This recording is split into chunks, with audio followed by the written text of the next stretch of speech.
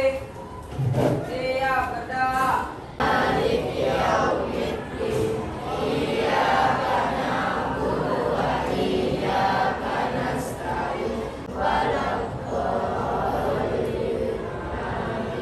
Mau nanya hari ini ada yang nggak masuk? Yang nggak masuk hari ini Nadine dan sebelum kita mulai, Ibu minta tolong ke kalian ya, coba dicek dulu masing-masingnya di bawah meja ya. Kira-kira ada sampah nggak?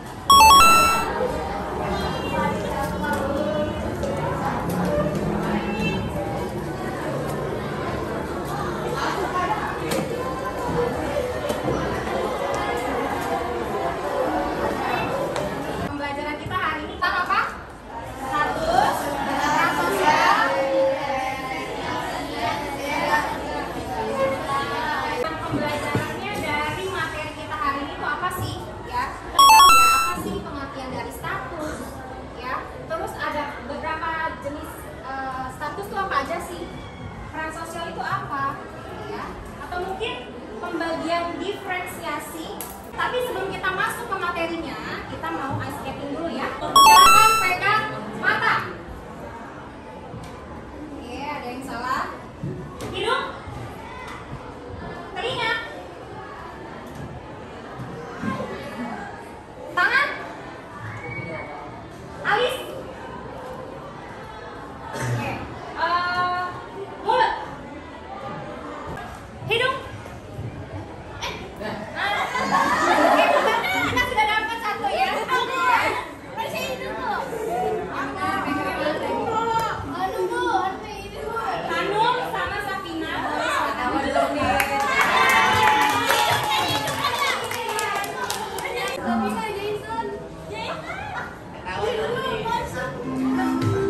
dulu nih.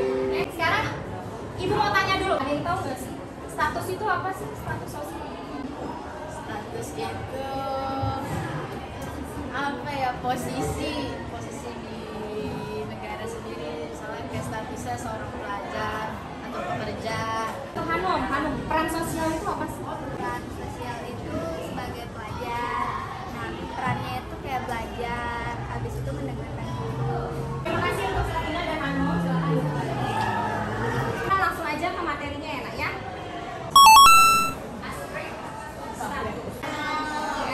Insinyur Soekarno dan Muhammad Hatta diberi mandat atau kepercayaan ya oleh rakyat untuk memproklamasikan kemerdekaan Indonesia. Ya, makanya disebut sebagai Bapak Proklamator. Ya, jadi di sini apa intinya? Assign status itu adalah seseorang yang diberikan mandat atau kepercayaan ya oleh orang lain atau oleh rakyat ke status tersebut. Ya, kira-kira untuk menjadi dokter itu apa? Sekolahnya kira-kira hanya SMA bisa nggak? Oke, berarti harus mempunyai jenjang pendidikan yang sesuai. Bisa nggak kita milih kayak gitu? Ya. Oke, jadi maksudnya apa? Status tersebut itu berdasarkan dari keturunannya, ya. Oke, atau melalui kelahiran. Sudah dijelaskan sedikit oleh Hanum tentang peran sosial. Sebenarnya status sosial dan peran sosial itu saling berkaitan. Misalnya adalah pelajar. Peran pelajar itu apa sih? Selain belajar, apa lagi? Ya, ada contohnya ya, melaksanakan piket, menjaga nama baik sekolah, mengikuti upacara atau kegiatan pembiasaan, ya, dan mengerjakan tugas kelompok. Ya, ini adalah contoh dari peran sosial siswa dalam lingkungan sekolah. Ini terakhir yaitu isinya kayak apa sih? Mungkin dari kalangan petani, ya, kasta terendah dalam masyarakat, ya.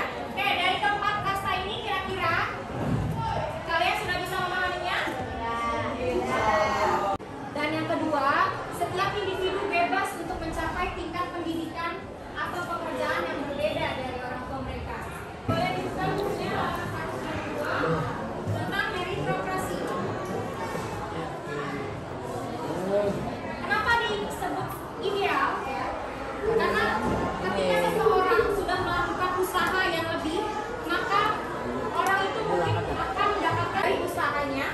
dari prestasinya, ya, itu meritokrasi. Tapi sebenarnya ada juga kelemahannya. Kelemahannya gimana sih? Misalnya dalam dunia kerja ya, kita kasih contoh dalam dunia kerja.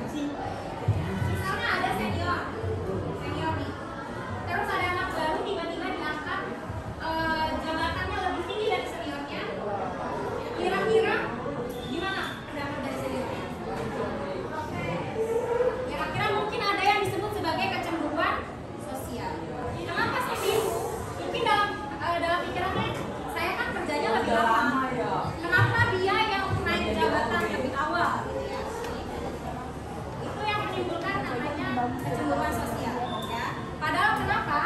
Padahal orang yang baru itu ya, mempunyai keahlian yang lebih mumpuni atau lebih berprestasi. Dari materi yang sudah Ibu jelaskan, kira-kira ada yang mau bertanya? Ibu, saya mau bertanya, maksud dari konflik peran dalam peran sosial itu apa? Oke, pertanyaan dari Ami adalah maksud dari konflik peran ya dalam peran sosial itu apa? Ya, jadi misalnya ya seorang guru itu di sekolah tugasnya apa? Perannya apa?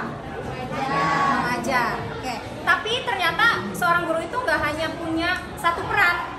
Di rumah saat pulang ke rumah, guru tersebut mempunyai peran lain sebagai ibu ya, ibu rumah tangga. Misalnya yang memiliki anak ya, berarti saat di sekolah menjadi seorang guru, di rumah menjadi seorang ibu ya.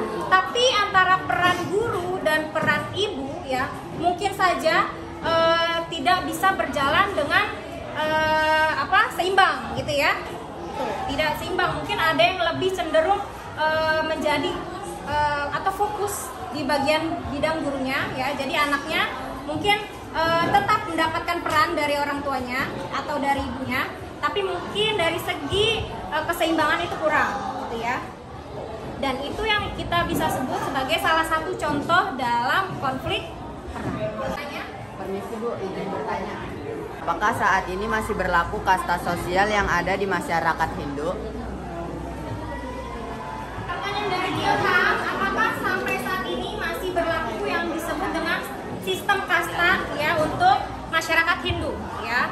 Jawabannya adalah masih. Sampai saat ini masih berlaku, apalagi yang menjadi patokannya itu adalah kita bisa sebut negara adalah India ya. India masih sangat kuat dengan sistem kastanya. Kasta yang sudah terbagi menjadi 4 tadi ya. Masih ingat ya tadi apa aja?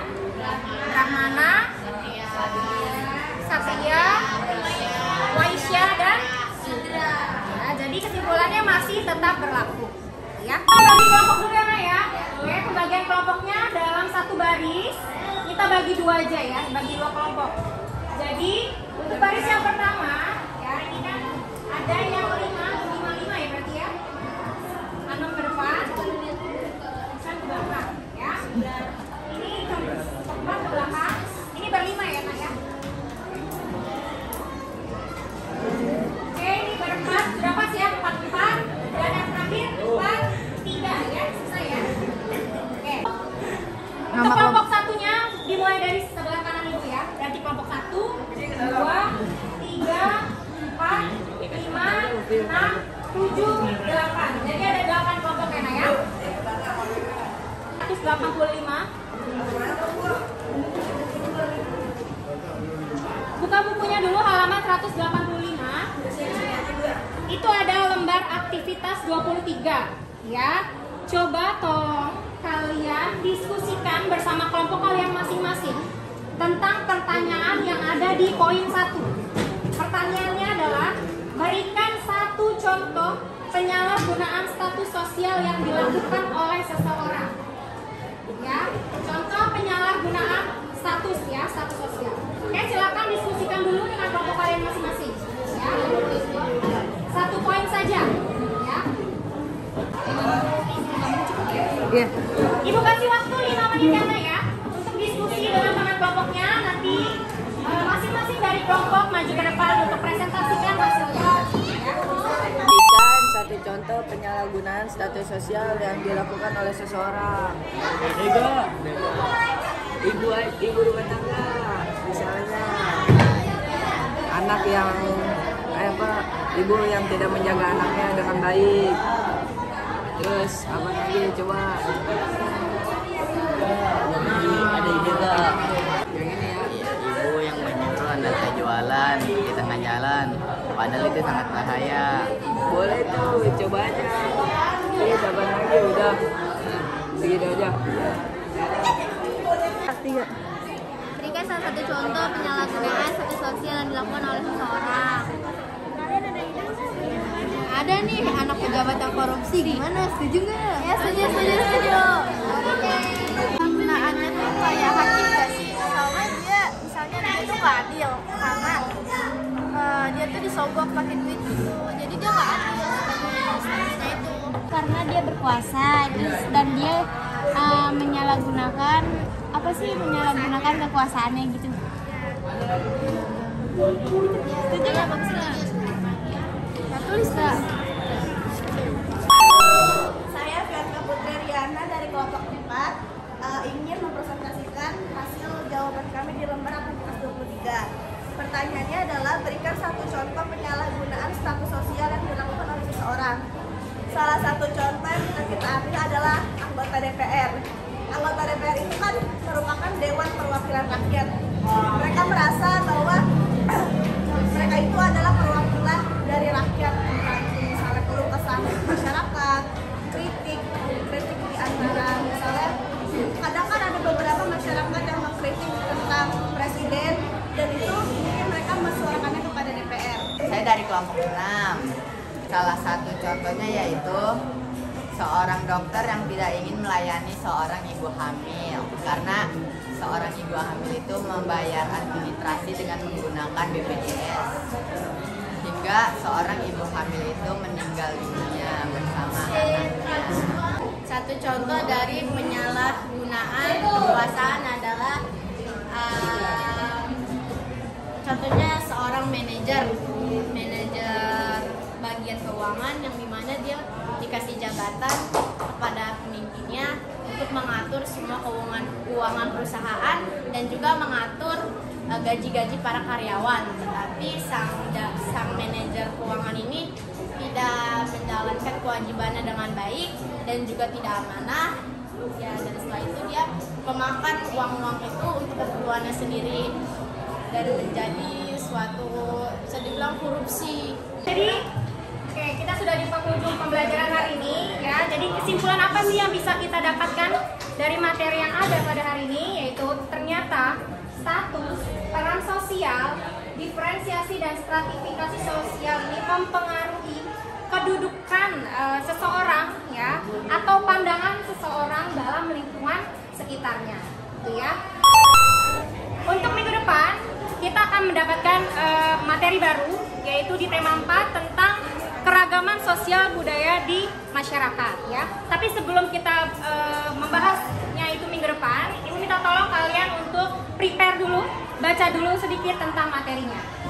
Ya, oke? Pembelajaran kita hari ini sudah selesai ya. Terima kasih atas perhatian dan kerjasama dari kalian ya. Sampai bertemu lagi di minggu depan. Assalamualaikum warahmatullahi wabarakatuh.